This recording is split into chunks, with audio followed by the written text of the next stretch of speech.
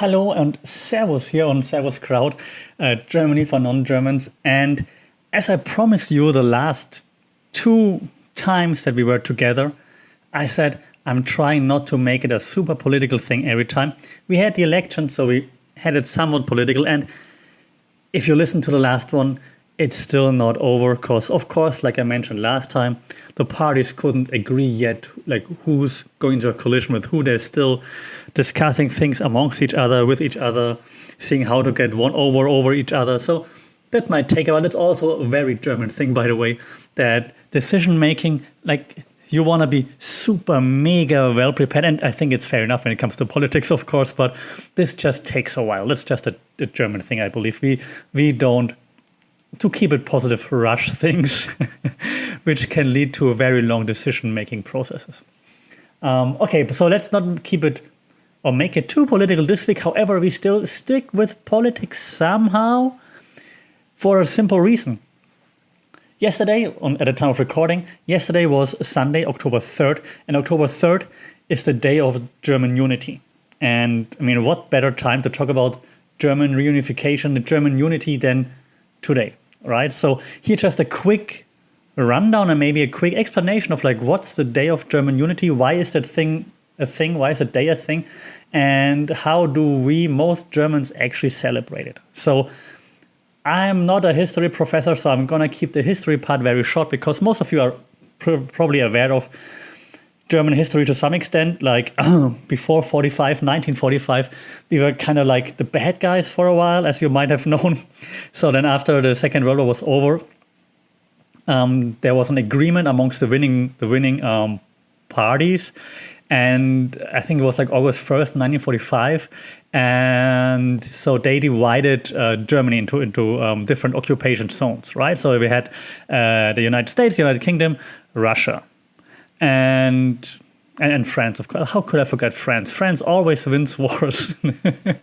Sorry, France. So we had those four occupation zones, right? So over time then, France, US, UK, they of course collaborated to align their sectors, and then that eventually turned into what was back then called the Federal Republic of Germany.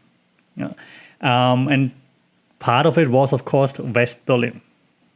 But then, of course, Cold War and so on. So we had like also Western Europe being more divided towards capitalism, and then Eastern Europe more towards Russian-leaning communism.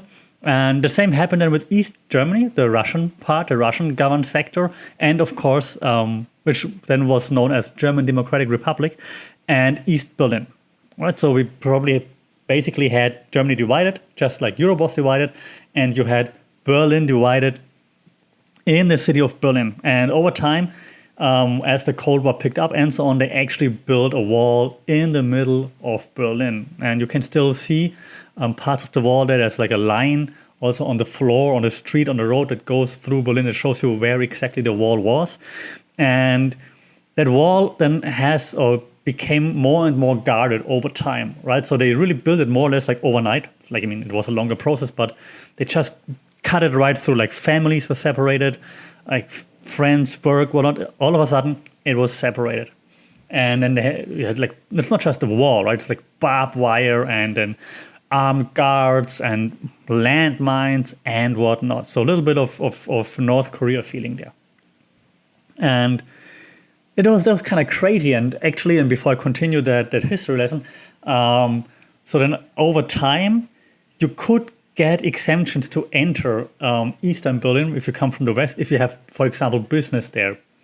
I remember that my family business, that doesn't exist any longer, but back then my family business had some kind of clients there, customers, or I don't know, maybe even suppliers. I was too little to remember, but I remember that I was in the car once during kindergarten or school holidays with my dad, and then we had to wait at the border, and then they take your passport and they scan it off and so on, and they check your cars, like you had to get out of the car, and they would like basically check everything, that you're not smuggling anything in and out, and so on. It took forever. I remember that I got really impatient there. But of course, as a kid, it was all exciting, like going to a different country, even though it's like the same country. That was kind of crazy.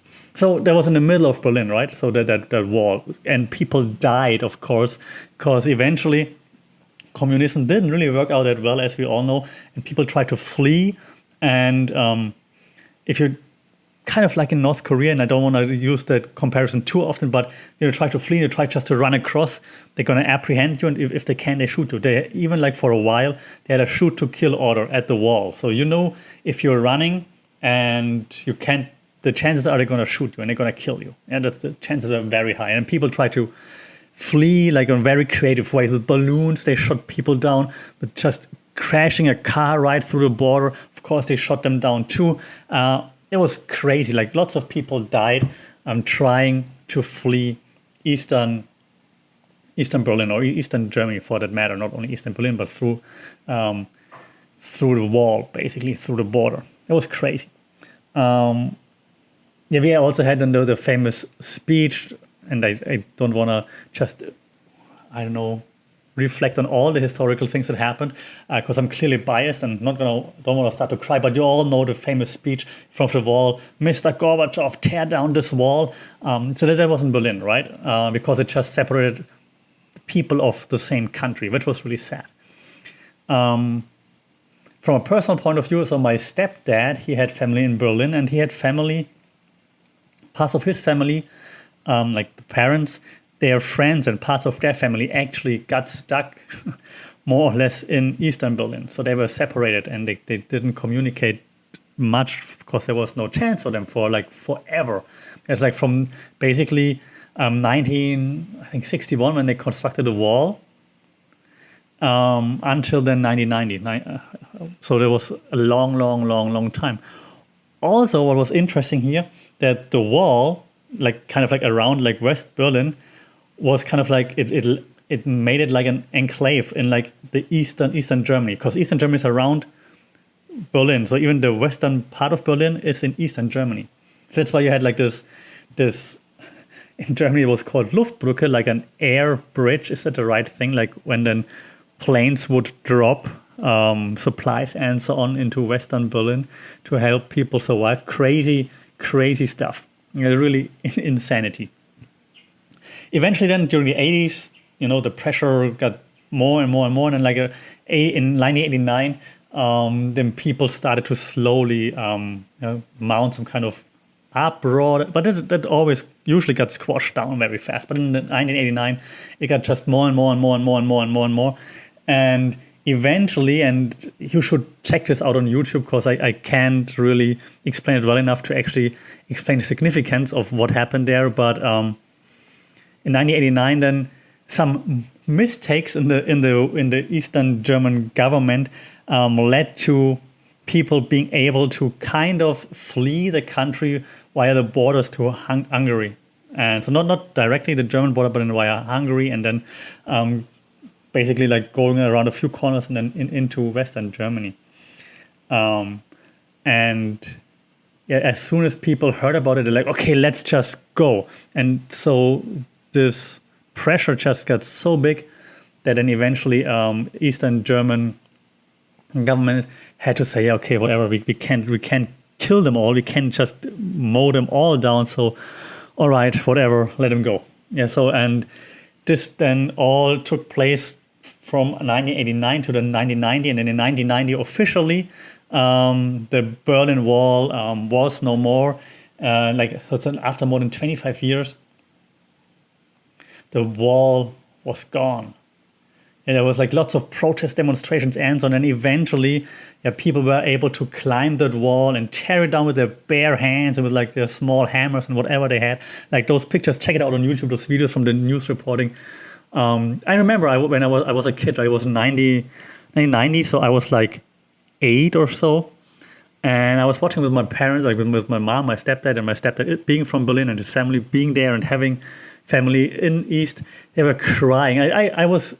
I understood it as something really significant, but I wasn't quite aware of like how significant it was, because seeing like grown people, your parents, cry about pictures on television. And I remember my stepdad calling like his family, like, oh my God, are you seeing this? Are they coming? Oh my God, let's go right back to Berlin. Let's welcome them all and so on. And everybody went there. It was crazy. So then they had to figure out, of course, officially, like, how do we can't just tear down the wall and like go like, okay, that's it, right? So they had to figure out how to now negotiate that, like how to transition, what's going to happen. Like is now all of Eastern Germany all of a sudden all of Germany, or what's with the currencies and whatnot, right? And with passports and so on. And so then they signed a treaty of unification of Eastern and West Germany, and this happened on October 3rd, 1990. As on this day, both sides would merge East and West Germany and become one, and East Germany joined the constitution of West Germany.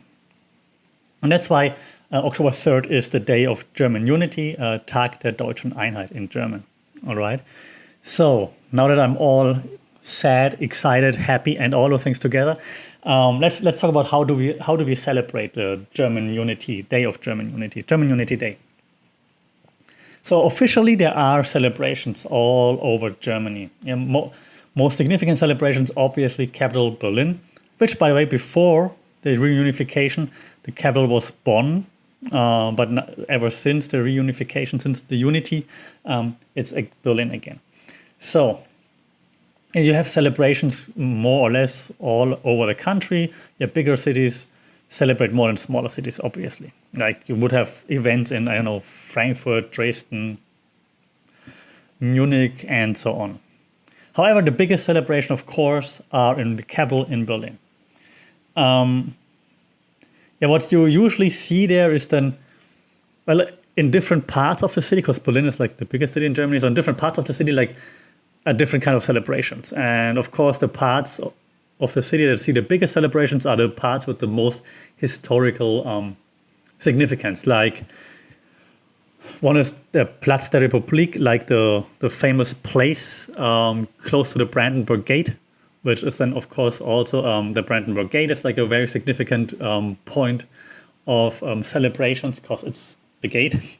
The street that goes towards the Brandenburg Gate, the street of 17th June, Straße des 17. Juni, also sees lots of celebrations alongside the street, the road. There are lots of trees. It's a really nice road. Like the road is not nice, but between two lanes of the road, you can like walk amongst the trees, which is kind of nice. So there are like celebrations, and they're usually like festivals, like actors, comedians, musicians, and so on, poetry performances. You can buy foods and drinks everywhere, chill, and just have a nice time. Having that said, right, there are also concerts and televised concerts of the classical music and so on and whatnot. But having that said, most Germans don't celebrate it much. Like you're like, okay, it's a public holiday, cool. I'm going to spend it with my family. You go for a walk, you go and visit your grandma, your grandpa, you go down to the river, walk around, maybe have a barbecue together or go to a restaurant, or whatever. But it's nothing like other patriotic celebrations. Like it's not like the Independence Day in the US, for example, not like, oh, Germany. You will never hear people in Germany going like, Germany. No, if you hear them, that's probably those that you don't want to interact with. Like most Germans are not that patriotic. Having said, we are patriotic. Like we are proud of Germany as a country, I think, of like achievements and what we can do and so on. But we're not like, Germany. So we're not like America.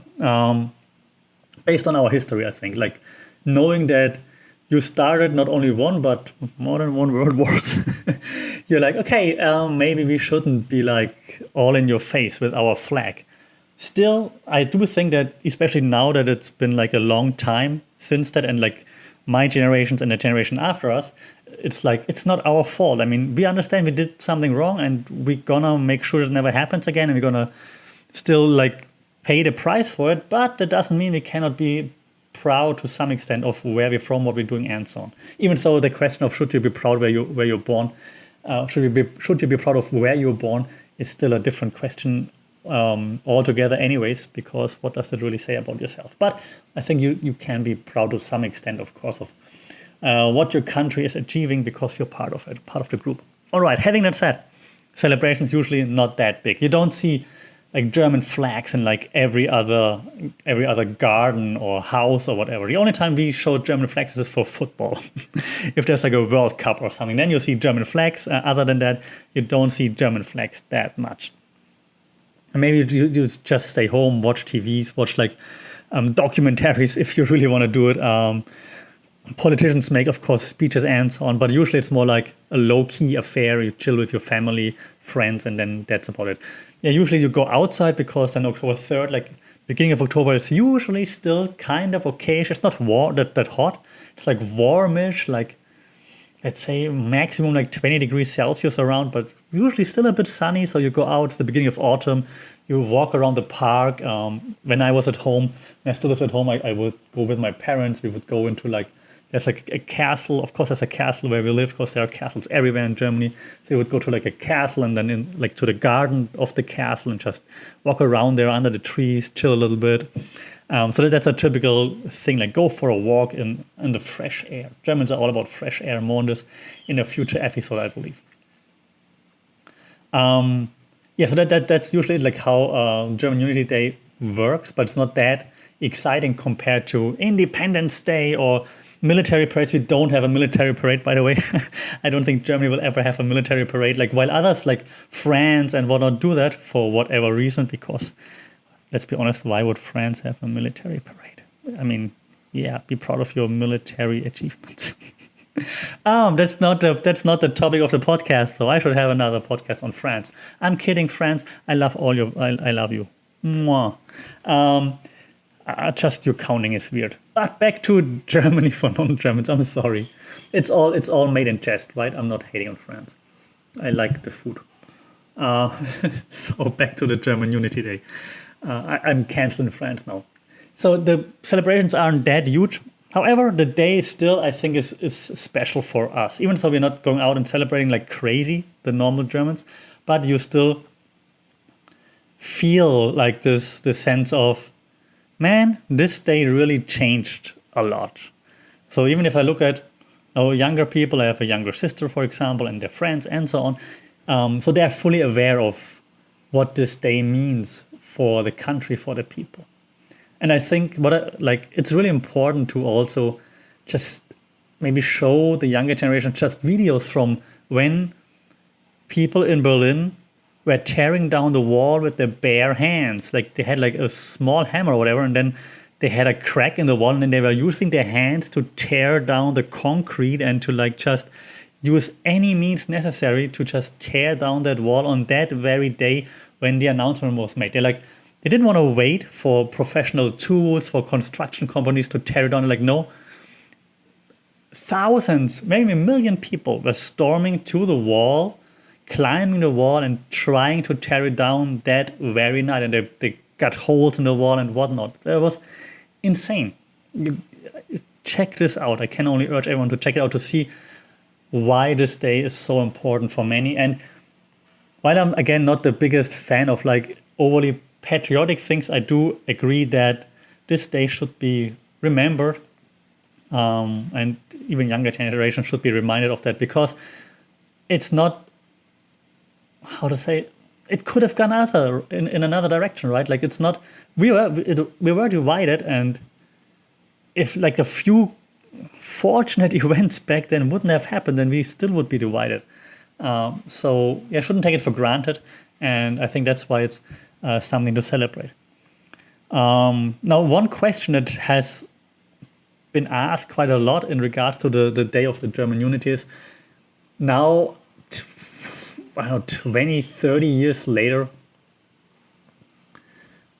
is Germany united, right? And that's just a good question, because, of course, like Eastern Germany was poorer in terms of economics and so on.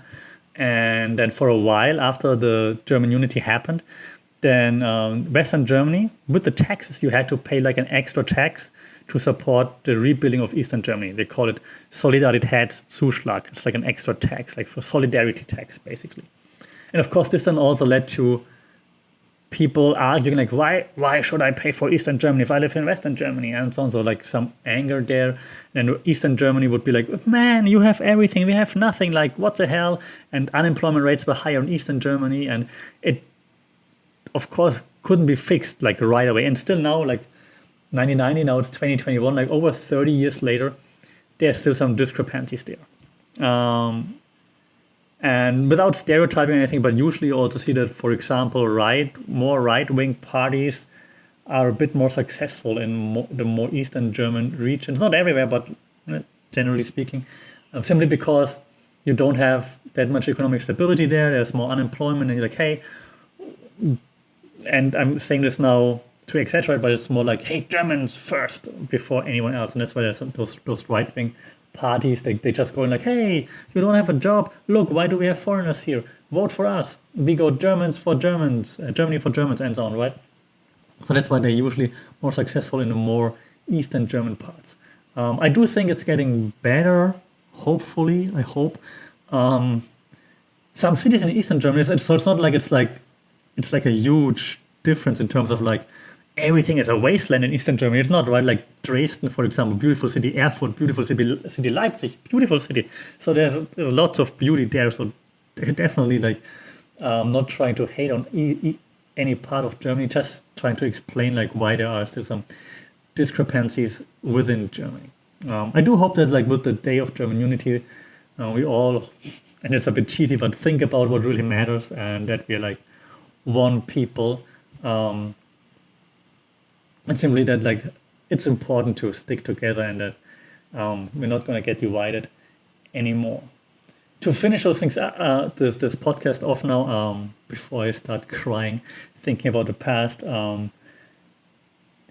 the slogan that people were yelling when they were demonstrating to tear down the wall was like this slogan that has been heard all around the world, like all across the world. It's always this slogan that people are using when they're demonstrating for what they think is right. When they're demonstrating that they're like one people, right? It's like, we the people.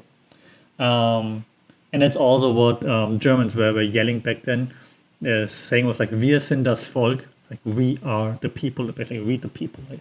And that's what they were like, yeah, we the people, like wir sind das Volk, wir sind das Volk, while they were tearing down that wall. Very powerful, I believe. So, oh yeah, just to clarify, and maybe I should do this in an extra podcast, it was not David Hasselhoff that brought down the wall. I'm sorry, Hoff, I love you. Knight Rider, Baywatch, Looking for Freedom, but playing that concert next to the Berlin Wall and singing Looking for Freedom did not bring down the wall. Or maybe it did. More on David Hasselhoff and Germany in our next podcast. That's a great teaser. All right, that's it for this week. Day of German Unity. I hope you celebrate it. I hope you know why we are celebrating. Next time, David Hasselhoff in Germany. Until then, take care, stay safe, and I'll talk to you soon. If you want to know anything before I sign off, if you want to know anything about Germany, right, follow this podcast on social media at funkitpod, or send an email, funkitpod@gmail.com.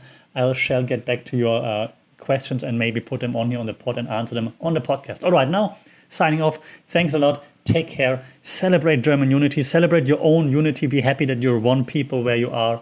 Until then, take care, stay safe. Servus.